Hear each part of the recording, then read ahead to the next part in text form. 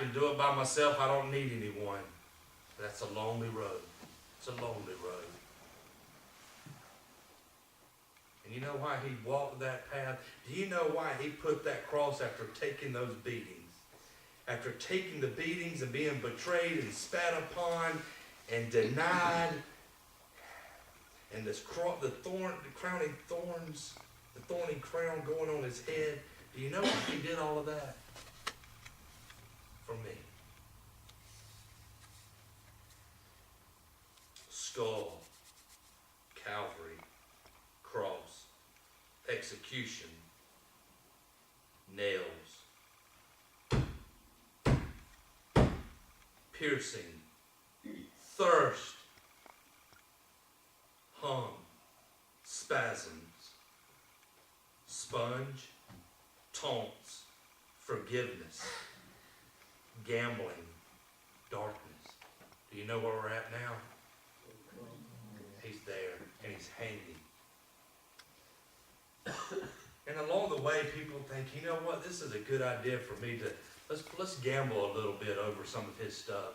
Let's laugh at him. Let's mock him. He is finally now at the cross. And he knew he was going to the cross when he arrived. And you know what? You know why? Just for me. Just for me.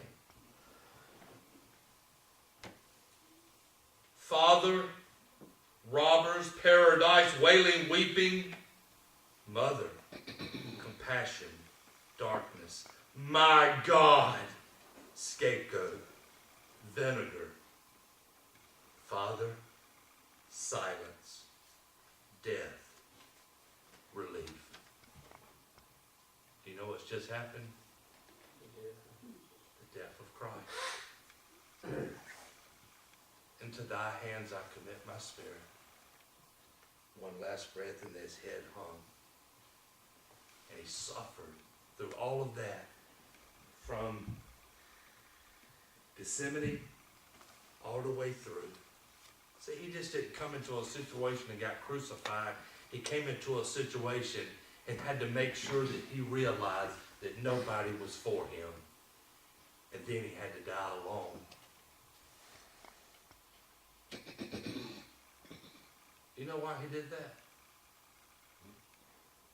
That's right. For me.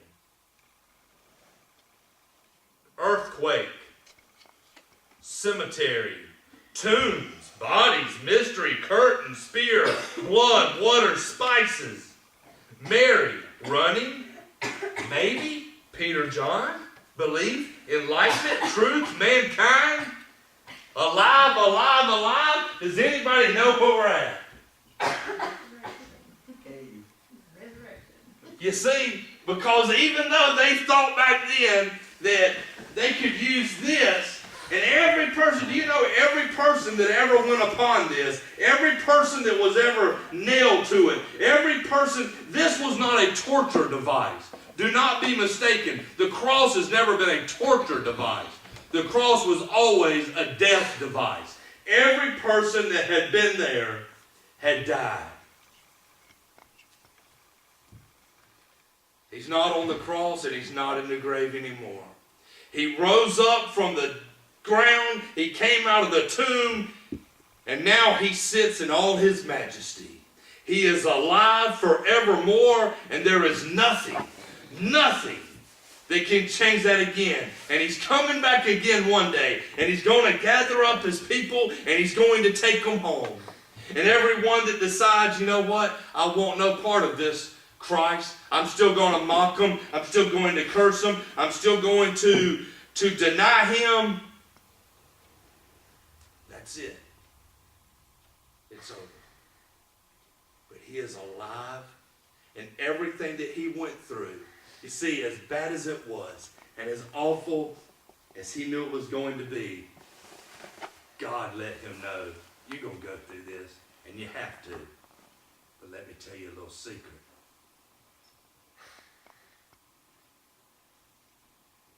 When it's all said and done, I am going to show you what a father does. going to raise you up, and they will never, son, they will never, ever hurt you again. And you know why God rose his son up and brought about resurrection and forgiveness for sin and defeated death? Do you know why God did that? For me. And each one of us, when we go home tonight and we get on our knees and we lay down, we need to say to ourselves, God, why in the world did you do all of that just for me? Don't forget to thank God for that old rugged cross. If you would, please stand. I know we sung it earlier, but I say we